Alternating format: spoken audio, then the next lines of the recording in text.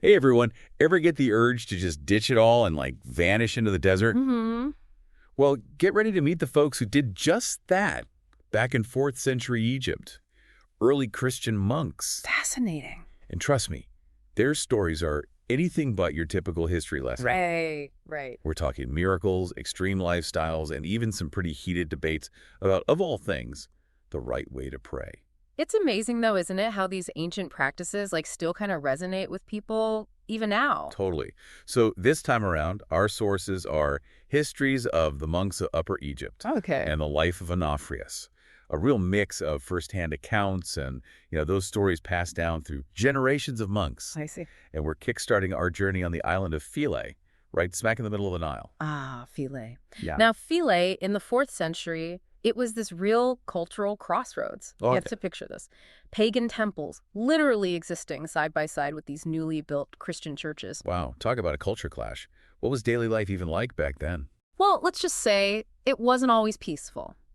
Take Macedonius, for example. He's considered the first Christian bishop of Philae. Macedonius, right? And the sources, they paint him as a bit of a, shall we say, a rebel? Yeah, Macedonius, he was not afraid to make a statement. Not at all. I mean, this is a guy who went and destroyed a whole temple dedicated to a falcon god. Yeah. Not exactly what comes to mind when I think monk. No, not your typical monk, that's for sure. But it does speak to those underlying tensions of the time, doesn't it? Right. That clash between these very old beliefs and then the rise of Christianity. Right. And even within the monastic community, you had such different approaches to faith. Some, like Abba Aaron, they embraced a more solitary, ascetic life. Oh, yeah, Abba Aaron. Now, he is the definition of intense. This is a guy who wandered the desert with a giant stone tied around his neck. Yeah. What's the deal with that? Was that some early form of, I don't know, a workout routine or something? Not quite. Not quite. It was all about self-mortification, a way to physically embody, those inner struggles. Intense. A lot of the early monks, they truly believed that by enduring this kind of physical hardship, they were, in a way, emulating the suffering of Christ, drawing closer to God. Wow.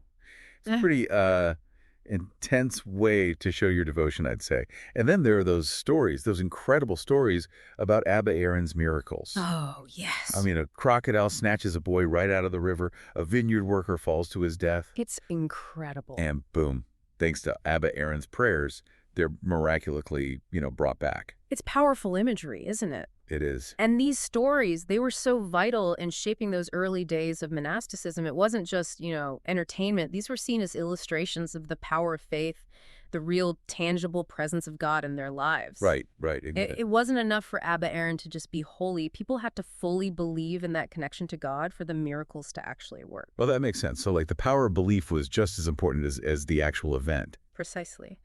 These stories, they really highlight that active role of faith, right? It's about the potential for belief to completely transform, not just about seeing something amazing and that's it. So we've got this backdrop of early Christianity, these monks living in these really, really extreme ways. Yeah. But then our sources, they mention this thing called synaxis, which it makes it sound like even these desert hermits, they weren't totally cut off from the rest of the world. That's a really important point. Synaxis, it refers to that act of coming together, especially for worship, particularly for the Eucharist. Okay. So even with all the solitude, community was still incredibly important, even in those earliest days of monasticism. So even when your idea of a good time is like a stone necklace and a diet of, what was it, locusts and honey, you still crave that connection, huh? It's quite reassuring in a way, isn't it? Yeah, it is kind of. It speaks to something so fundamental about being human, when you say that need for solitude, Yeah. but then also that need for connection. Yeah, you can't have one without the other, right? Exactly. But speaking of connection, this desire for it, it wasn't without its own share of disagreements. Oh, I bet. What were they debating about? Well, the sources actually mention this rather interesting debate about prayer itself. Okay, here we go. This is where it gets good. Right. Should prayer be this very private thing, whispered in your cell, Right. or this big public display of devotion? Ooh. It's a question that, honestly, it still kind of resonates today. It absolutely does.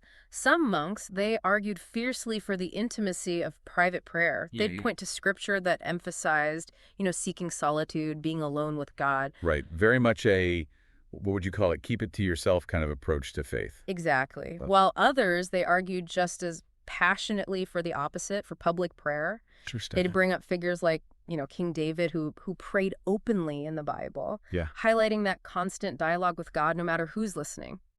It's like that debate we see online all the time. Like, if a prayer isn't shared with your followers, did it even really happen? Well, I'm not sure it's quite the same thing, True. True. but you see the parallel. Yeah, for sure.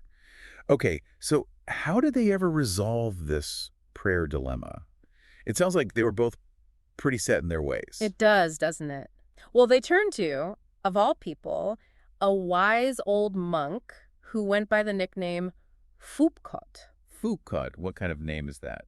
Apparently it meant something like never satisfied with anyone's way of life. Huh. That's kind of perfect, actually. Right, like the ideal person to, settle a theological debate. For sure. So what do you say? Did he pick a side? Well, he was wise, like I said. Fupkot, he basically pointed out that, both ways of praying, they have their own merit. It wasn't really about which one was right, but about the sincerity behind it. Okay. Don't get caught up in trying to impress others with your piety or, judging those who prefer a more private kind of faith. It's about the heart of it, right? Not Mhm. just the outward show. Exactly. Which brings us to, well, another fascinating figure, Onnophrius the hermit. Oh, yeah, Onnophrius. Okay, folks, buckle up because this is where things get really interesting. We're talking like deep, deep desert, next level dedication to the whole monk thing. Onnophrius' story, it really makes you question what it means to devote your life to faith. This is a guy who lived completely naked in the desert, his only covering being his own hair. Whoa, okay. That's something else. But like, what would make someone choose that path? Seriously. Well, it wasn't just about physical isolation. Onnophrius' story is full of these angelic visitations, food appearing out of thin air, even trips to heaven. Well, wait, okay, hold on. I have so many questions. It's wild, right? It is. So we're talking visions, divine interventions, a whole mystical experience. But before we get too far into the supernatural side of things, how did anyone even find Onnophrius out there? Good question. That's where Paphnutius comes in, right? Remember him? Oh, yeah, Paphnutius. He was on his own desert adventure, right? Yeah, exactly. Paphnutius, he was drawn to the desert specifically to find these holy men, these, living, breathing examples of piety. He was looking for some deeper understanding of faith. And he just, what, bumped into Onnophrius while he was wandering around? Well, he met another monk first, actually, a guy named Timothy. Timothy, right? And that encounter, it really shows you how unpredictable this whole journey could be. How so? Timothy's story, it's like a reminder that even when you're trying to live a life devoted to God, well, people mess up sometimes. We're all human, right? Even monks. Right, exactly. He had his own struggles with, temptation, material things. Makes sense. But the important thing is he found his way back, Wow, okay. His story emphasizes that idea of repentance, forgiveness. Right. Timothy found peace in the desert, dedicated himself to prayer, solitude, and eventually that path led him to Onnophrius. Okay, so it's like this chain reaction almost. Yeah. Each encounter revealing a different side of, what it meant to be a monk back then. Exactly. And it shows that even in isolation, they were still connected, part of this spiritual lineage. The community, even when they were alone. Yes. And when Paphnutius finally does meet Onnophrius, well, you get this much closer look at their way of life. What was it like? Spill the tea. He learns about the struggles, the challenges, but also those incredible spiritual insights that can come from being alone with your thoughts with God for so long. Like tapping into something most people just, I don't know, get a glimpse of every now and then. Right. It's like they had this direct line to the divine. Wow. So their conversation, it's like a window into this whole other world, one that's both familiar and completely alien to us. Yes, a world where faith is everything, where the line between the physical and the spiritual, it blurs. Okay, so we have Onnophrius living his life, talking to angels. But wait, there's more, right? Didn't he encounter other monks too? He did, and this is where it gets, well, even more interesting. Onnophrius describes meeting a group of 4 monks. 4 monks. Each with their own wild story. Okay, I'm listening. And it's their story that gives us this peek into a whole other side of early monasticism. Ooh, I like where this is going. Lay it on me. Just picture this. You're wandering through the desert, right? Sun beating down, sand stretching as far as the eye can see. Brutal. And suddenly, you stumble upon this hidden oasis. Lush, green, like something out of a dream. And nestled in this oasis, a community of monks who have been living there for decades, completely cut off from the world. Whoa, seriously. Okay, that's like straight out of a movie. Did they have like a secret handshake and everything? Well, their story is pretty cinematic, I'll give you that. Okay, so tell me more. Who were these guys? Well, they weren't hermits like Onnophrius, that's for sure. They'd created this whole community in this incredible oasis hidden deep within the desert. Hidden oasis monks. Okay, I'm intrigued. But how did they even end up there? Well, their backstory, it really speaks to that, that human desire for something more, something beyond just the everyday.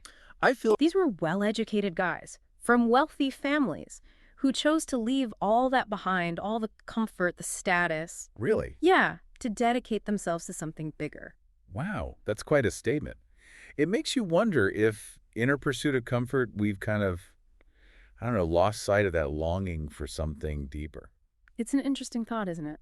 It is, so they just left everything behind. Well, there's a bit more to it than that. Okay, I figured Their journey to the oasis, it wasn't random. They were guided there by a vision. a vision, like a dream. Kind of. They described this man made of light who appeared to them and led them to their new home, to their spiritual mentor. Okay, now that's just cool. Right. This mystical element, it adds this whole other layer to their story. Like they were chosen, destined for this extraordinary life. I love it. So they Yeah. get to the oasis, meet their mentor. What next?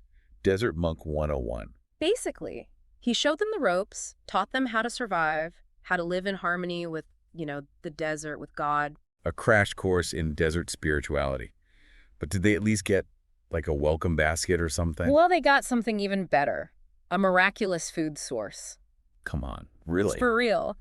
These monks claim to have lived for 60 years just off the fruit of this oasis. Wait, seriously. No bread, no dates, just fruit. That's what they said. 60 years without a single slice of bread. That's dedication, It really makes you think about, what we consider necessities, doesn't it? for sure. So fruit-only diet for 6 decades. Got it. Mm.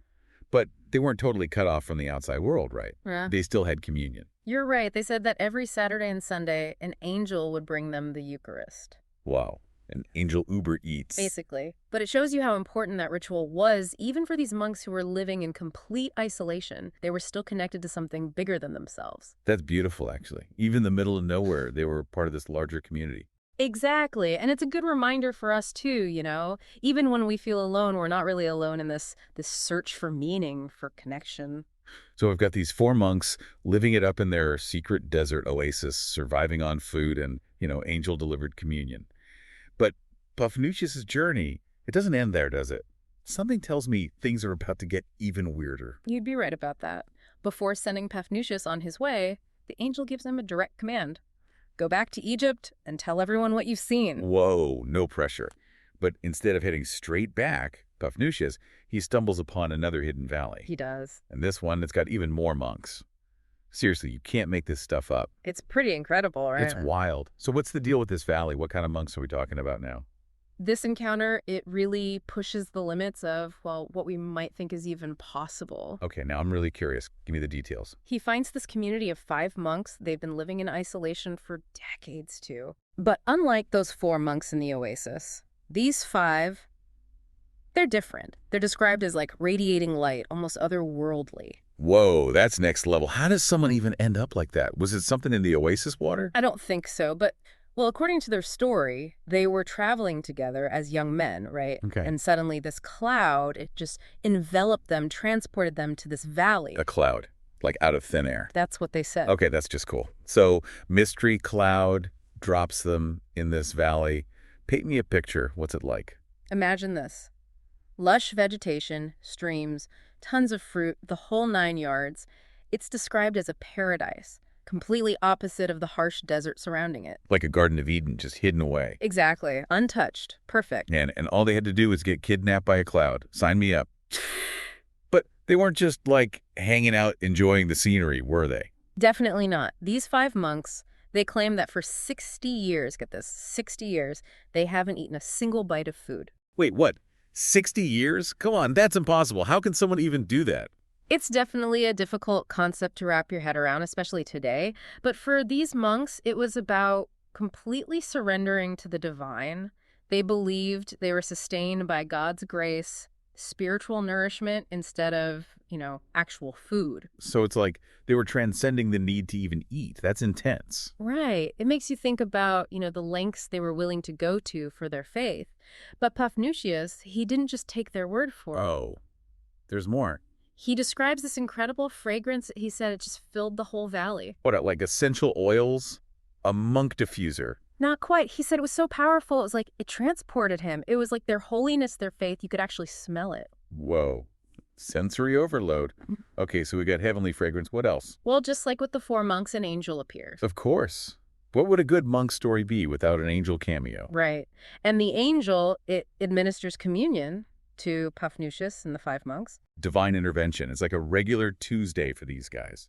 But again, it emphasizes how crucial the Eucharist was in their lives, even, or maybe especially, when they were living in isolation. It was their connection to something bigger than themselves, a reminder that they were part of this larger faith community. Right, even way out there in the middle of nowhere. So what happens to Paphnutius? Does he ever go home? He does. The angel, before disappearing, gives him this very clear mission. Go back, tell everyone what you've seen, spread the word. Wow, talk about a life-changing field trip. So Paphnutius, he goes from seeker to, like, this messenger for these desert monks. Exactly. He returns to Egypt forever changed by what he's experienced. I bet. And thanks to him, thanks to his writings, we get this glimpse into this whole other world. It's a good reminder that search for meaning, for something bigger than ourselves, it's not just some ancient thing, it's still relevant today. Absolutely. These stories, they challenge us to really examine our own lives, our own desires, our own search for our own purpose. Makes you wonder, what else is still out there, hidden in those desert sands, just waiting to be discovered? Who knows what other secrets are waiting to be uncovered? Yeah. But that's a deep dive for another day. It is. This has been incredible. Thanks for taking this journey with me. Anytime. Until next time, keep exploring, keep asking questions, and who knows, maybe you'll find your own hidden oasis out there.